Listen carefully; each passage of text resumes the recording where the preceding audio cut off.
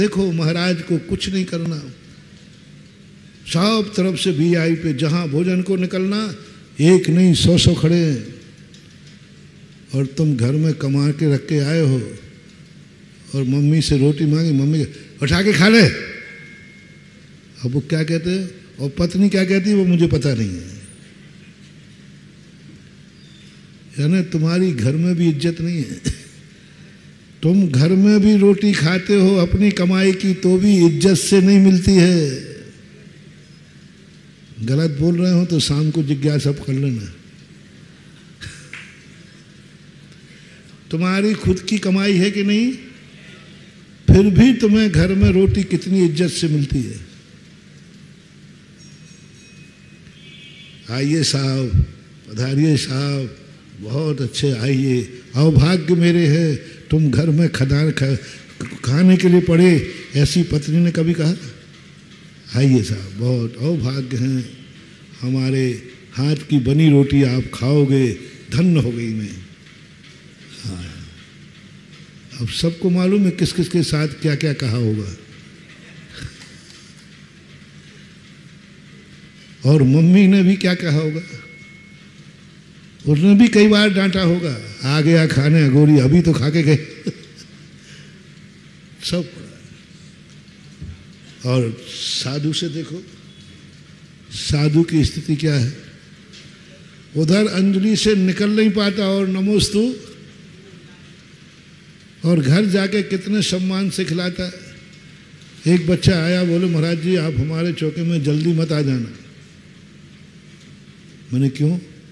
बोले आप नहीं आते तो वो माल सभा में मिलता है। पति कहता है इतने आइटम हमें कभी मिलते ही नहीं है। हाँ, क्या बात। मैंने खुद सुना है, देखा है, तुम्हारा घर, तुम्हारी पत्नी, तुम्हारी मम्मी कितने आइटम बनाती है। एक बन गई, 2 सब्जी बन गई, एक आध बन गया तो बन गया, बस बना लेती है। और जब चौका लगता है तब कटोरे कम पड़ जाते हैं, समय कम पड़ जाता है, समय कम पड़ जाता है। यदि 2-4 मिनट हो तो एक आध आइटम और बना ले, कोई सीमा नहीं। बस वो तो कहते कुछ नहीं, बस। क्यों? कितना सम्मान। और खास तौर में संसार में सबसे ज्यादा सम्मान के साथ कोई भोजन व्यवस्था होती है तो दिगंबर जैन मुनि की। मैंने सबको देख लिया, जो सम्मान दिगंबर जैन मुनि को आहार के समय मिलता है दुनिया में कहीं नहीं मिलेगा। क्या ठाठ है, क्या ठाठ है। उधर निकलने से देखो, उधर जाने से देखो, 2 रोटियां खाना और 200 देने वाले खड़े हैं। और भाव देखो, कितना सम्मान, कितना।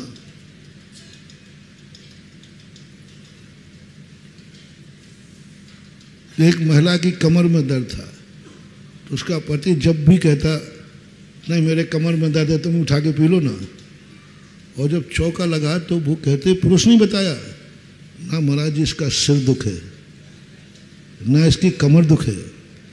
मैं मना भी करता हूं कि भाई तेरी कमर में दर्द, बोले नहीं चौका लगा मैं तो भर के आ जाऊंगी पानी। कुआं से पानी भर लाती है, एक बार भी नहीं कहती है कि मेरी कमर दुख रही है। और हमारा कार्य करने की बात यह है, अब देख लो, मैं तो अपना ठाठ बता रहा हूँ, तुम्हारी औकात दिखा रहा हूँ। तुम्हारी औकात तुम्हारे घर में क्या है और तुम्हारे घर में तुम्हारे साधु की औकात क्या है ये बता रहा। भरत चक्रवर्ती, भरतेश वैभव, क्या रानियां महानुभाव अपना गिलास स्वयं पानी का भर के नहीं पीती। और एक बार 2 छोटी रानियां थी, उनको चौके में काम करने बड़ी रानियों ने कह दिया नहीं तुम लोग काम नहीं करोगे चौके में, तुम लोग छोटी हो। तो वे रूस के बैठ गए, नंदा सुनंदा है, बोले ये दो बहुएं मुंह बना के क्यों बैठी हैं, क्या बात। चक्रवर्ती से कहा कि तूने इससे कुछ कह दिया क्या? बोले मैंने तो कुछ कहा ही नहीं, मैंने बोला ही नहीं, मेरा कोई झगड़ा ही नहीं हुआ। आपसी में कुछ हो गया क्या? नहीं। कोई कमी है क्या? कोई पीहर की याद आ रही है क्या? बोले नहीं। वो दोनों बहू बोले माँ जी आपके घर में कहाँ कमी है, और हमारे तो भाग्य है कि हमें चक्रवर्ती जैसा पति मिला, आप जैसी सासू मिली। तो बात क्या है? बोले ये जो बड़ी बड़ी दीदियां हैं ना, मुझे चौके में काम नहीं करने देती कि हम छोटे हैं।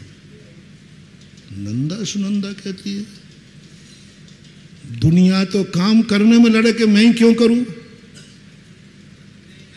दुनिया किससे लड़ती है कि मैं ही क्यों करूं काम, और तुम लड़ रही हो कि मुझे काम नहीं मिल रहा है।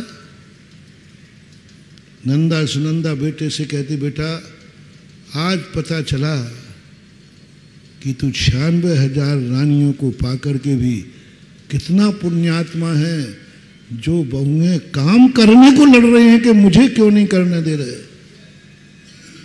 पर तेज वैभव की ये घटना क्यों की? वो जानती है कि हमें चौके से बाहर नहीं दिया गया, हमें पुण्य से वंचित कर दिया। तत्व दृष्टि, सम्यक दृष्टि। और ये विचार करते हैं, ये होता है घरों में। अब ये मान सम्मान देख करके तुमने कहा मेरा भी मन महाराज बाबा जी बनने का हो रहा है,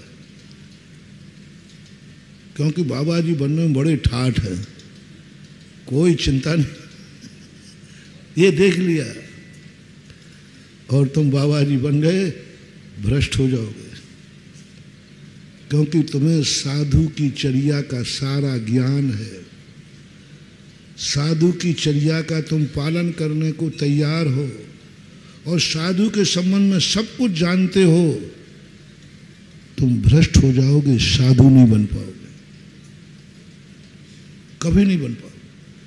और आप देखना जितने जितने लोग धर्म को जानने वाले थे, आत्मा के स्वरूप को जानने वाले थे, जिन्हें आत्मा का पूरा ज्ञान है, वे जिंदगी में कभी धर्मात्मा नहीं बन पाएंगे, क्योंकि उन्हें धर्म का ज्ञान है,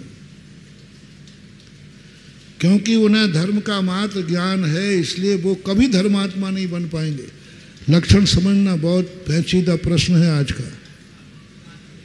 धर्म का ज्ञान है इसलिए धर्मात्मा नहीं बन पाओगे, साधु का ज्ञान है तो साधु नहीं बन पाओगे, मंदिर का ज्ञान है तो मंदिर को नहीं समझ पाओगे, भगवान का ज्ञान है भगवान को नहीं समझ पाओगे, मोक्ष का ज्ञान है कभी तुम मोक्ष नहीं जा पाओगे। जय जिनेंद्र। अगर आपको मेरी वीडियो अच्छी लगती है तो प्लीज़ मेरे चैनल को लाइक करें, शेयर करें और सब्सक्राइब करें। Thank you.